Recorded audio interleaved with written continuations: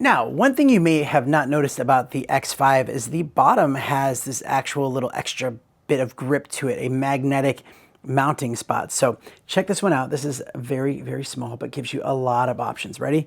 You're gonna pop this thing on.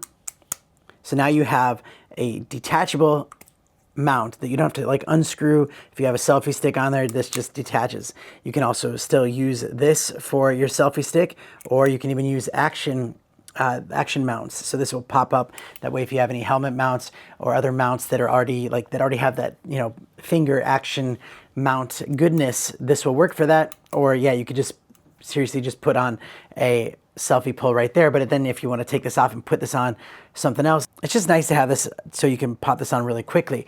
But also, you know, you don't want this thing spinning around like if it's windy on a selfie pole. So that's nice to have that action. Like if you have an action pole, you can put it on that. That way it won't move. And yeah, it works great. And it's very small. I like it a lot. And I highly recommend it. And thanks for watching.